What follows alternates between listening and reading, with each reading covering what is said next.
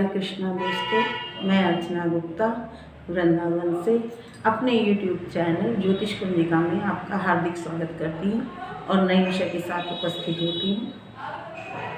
कृपया दोस्तों मेरे चैनल को सब्सक्राइब अवश्य करें, लाइक और शेयर भी करें ताकि समय समय पर मेरी नई अपडेट होने वाली वीडियो से आपको ज्ञान प्राप्त होता रहे। क्योंकि मैं ये चाहती हूँ कि मैं जो भी वीडियो बनाऊँ वो एक शुरू के सिरे से लेकर आखिरी तक जाऊँ ताकि उन्हें ये पता चले कि कहाँ से शुरुआत होती है और कहाँ पर जाकर इसका एंड होता है। क्योंकि बीच बीच की वीडियो देखने से दोस्तों या बीच बीच में कोई 2 लाइन 3 लाइन बताने से आदमी को उसका पता नहीं चल पाता है। तो यही मेरी कोशिश है। अब मैं अपने विषय पर आती हूँ दोस्तों। मनुष्य जो है शुरू से ही अपने भविष्य को जानने के लिए उत्सुक रहा है, क्योंकि जो मनुष्य का भविष्य है वो गर्भ में निहित रहा है, यानी कि गर्भ में छुपा हुआ रहा है। उसे जानने की उत्कंठा उसके अंदर सदा ही बनी रहती है दोस्तों। इसको हमारे अच्छी तरह से जो हमारा ज्योतिष ज्ञान है, योग ज्ञान है, वो हमारे भारतीयों की ही उपलब्धि है, ऋषि मुनियों की श्रेष्ठतम उपलब्धि जिसे बोलते हैं दोस्तों।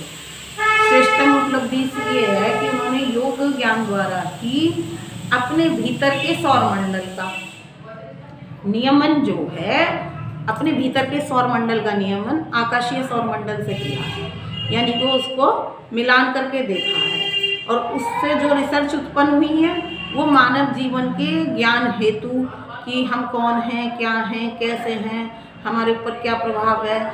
तो ये सब एक आध्यात्म का विषय रहा है। मैंने पहले ही बोला है आध्यात्म विषय में कि मनुष्य जीव कौन है, कहाँ से आया है, क्या उसका जीवन है। तो ये सब बातें उसी के अंतर्गत आती हैं दोस्तों। ये मैं अपनी अगली आने वाली वीडियो में सब क्लियर करूँगी धीरे धीरे।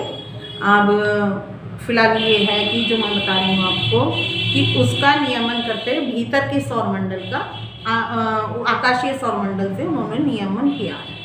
क्योंकि इसकी आधार प्रक्रिया क्या रही है दोस्तों, यह 3 बातों पर आधारित रहा है। 3 बातें कौन सी हमारी, मैं आपको बताती हूँ। संचित कर्म होते हैं, प्रारब्ध होता है और क्रियामान कर्म होते हैं दोस्तों। इसमें 3 चीज़ें होती हैं।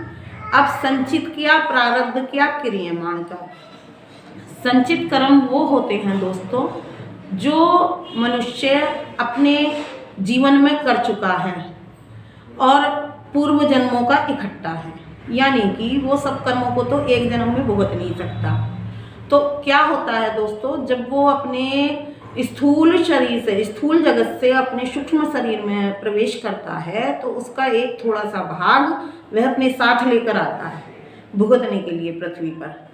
तो वो जो भाग भुगतता है वो संचित होता है, मतलब कि वो जो भाग लेके आया वो प्रारब्ध कहला दिया उसका, और जो वो वर्तमान में कर रहा है वो क्रियामान हुआ। यानी कि संचित कर्मों में से प्रारब्ध लेके क्रियामान कर रहा है। तो इस प्रकार से दोस्तों कि उसे अपनी पूर्वाभास होता है। पूर्वाभास जो प्रारब्ध में से वो अपने संचित कर्मों में से कुछ हिस्सा लेकर आया तो वो उसे बोध ज्ञान होता है। उसी के द्वारा दोस्तों वो अपने वर्तमान जीवन में अपने आचार व्यवहार करता है, जिसे मैं पहले भी वीडियो में बता चुकी हूँ कि किस प्रकार चंद्रमा जहाँ बैठता है, नक्षत्र बैठते हैं, तो वो उसके कर्म के कहीं ना कहीं भाग से जुड़े हुए होते हैं दोस्तों। इसके बाद क्या होता है, इसके बाद जब वो इसे कर रहा होता है और जो वो वर्तमान में कर रहा है वो उसके भीतर 2 चिप होती हैं दोस्तों।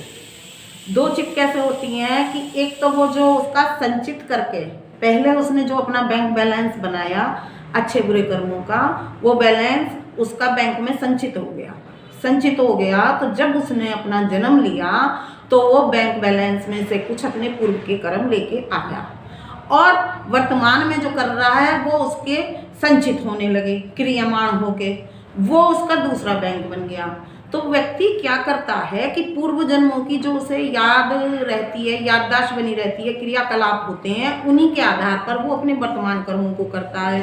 और जो नए कर्म क्रियामान होते हैं उसके अच्छे या बुरे जैसे भी करता है वो दोस्तों अपने गुणों के अनुसार, जो भी रज तम तम हमने बताए हैं उसके अनुसार, उसकी जिस भी मात्रा की अधिकता होती है उसके हिसाब से जो करता है तो वो उसके संचित एक बैंक बैलेंस दूसरी पहली चिप में तो वो लेके आया, दूसरी चिप में उसके वो इकट्ठे होते रहते हैं दोस्तों, जिसे हम बोलते हैं कि कर्म की गठरी साथ में जाना। यानी कि वो सब कर्म तो एक ही जन्म में भुगत नहीं सकता, हर जन्म में उसका, और वो जाके फिर वो बैंक में जमा हो जाता है। तो इस प्रकार दोस्तों ये संचित कर्म की परिभाषा होती है। प्रारब्ध आपने जान ही लिया, हमने जान ही लिया दोस्तों कि प्रारब्ध क्या है, क्रियामाण क्या है, या संचित कर्म क्या है। अब इसके आगे दोस्तों जब वो अपनी प्रारब्ध में से कुछ कर्म लेकर पैदा होता है तो उसे अपनी पिछली स्मृति का भान खो बैठता है। जी, क्यों खो बैठता है कि वो सब कुछ उसे याद नहीं रहता, केवल उसके जो कुछ कर्म होते हैं जिसे हम कहते हैं बाई बर्थ लेके आना, गॉड गिफ्ट होना, अच्छे हैं तो इस तरह के वो उसे बस उसकी याददाश्त बनी रहती है। ना ही दोस्तों उसे अपने लिंग का कोई भान रहता है कि वो स्त्रीलिंग है या पुरलिंग है, उसे अपने लिंग का भी कोई भान नहीं होता, क्योंकि जीवात्मा जब किसी दूसरे सूक्ष्म शरीर से आकर स्थूल जगत में प्रवेश करती है तो उसे उस चीज़ का भान नहीं होता। अब क्या होता है, जब बच्चे का जन्म होता है तो वो जो लेके आया एट ए टाइम जो ग्रह गोचर चल रहे थे, वो जो प्रारब्ध जिसे वो कहते हैं कि हम प्रारब्ध भोग रहे हैं, वो तो वो लेके आया, लेकिन एट ए टाइम वर्तमान में जो ग्रह गोचर चल रहे वो उस पर अंकित हो गए, और अंकित होने के बाद उसका एक छोटा सा संसार बन जाता है जिसमें उसके माता पिता, उसके रिश्तेदार, नातेदार ये सब कुछ बन जाते हैं।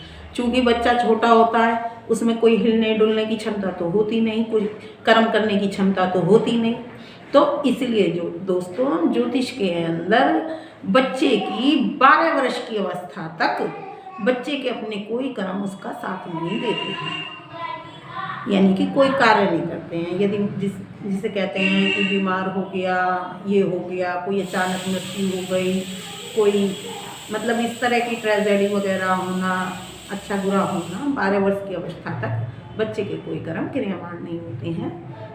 वो सब कर्म जो है माता पिता के आधार पर ही चलते हैं जिनसे वो बंध जाता है। लेकिन सतयुग और त्रेता युग में तो ये उम्र निर्धारित की गई थी दोस्तों। कलयुग में तो अब मतानुसार जो है 9 वर्ष की और 10 वर्ष का आकलन करा जाता है, 12 वर्ष की अवस्था नहीं करी जाती है। तो दोस्तों इस तरह से उसके बाद वो जो जब अपने कार्यकलाप शुरू कर देता है तो उस हिसाब से उसकी कार्यकलाप जो है 10 बजे, जब भी तो बच्चे को भगवान का रूप माना जाता है, क्योंकि वो कोई कार्य करने लायक या कर्म करने लायक नहीं होता है। तो दोस्तों इस तरह से इसको भी हमने 2 भागों में विभक्त किया, बाह्य व्यक्तित्व और आंतरिक व्यक्तित्व। बाह्य व्यक्तित्व क्या है, जो हम बाहर से हम आचरण करते हैं वो दिखता है, तो ये हमारा बाह्य व्यक्तित्व है दोस्तों। और जो हमारे अंदर से है, हम क्या सोचते हैं, क्या करते हैं, क्या नहीं करते हैं, जो हमारे अंदर एक मंथन हर समय क्रियाशील सा रहता है, उसे हम आंतरिक व्यक्तित्व बोलते हैं। जो एक हमारे भीतर सही गलत का कह लो या विचारों का कह लो मंथन होता रहता है या युद्ध सा चलता रहता है, उसे हम आंतरिक व्यक्तित्व बोलते हैं दोस्तों। इसका मैं आपको, और इसीलिए हमारे ऋषियों ने इसे 7 ग्रहों के आधार पर संबोधित किया है कि ये सारी चलन इन 7 ग्रहों के आधार पर है। इसमें राहु केतु को नहीं लिया गया है दोस्तों, क्योंकि वो छाया ग्रह माने गए हैं। वो दोनों एक करंट हैं जो इन ग्रहों के अनुसार जैसा करंट निकलता है वो उनमें तब्दील होकर वो वैसा ही कार्य करते हैं दोस्तों। तो वो आंतरिक रूप से चलते हैं, वो स्पष्ट ग्रह नहीं होते हैं दोस्तों, इसलिए वो छाया ग्रह कहे गए हैं।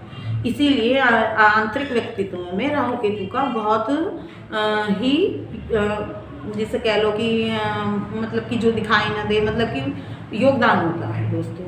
अब ये मैं आपको बनाए हुए समय की कमी के लिए कि समय बहुत लग जाता चार्ट बनाने में, इसलिए मैंने पहले से ही चार्ट बना के रख रखा है दोस्तों।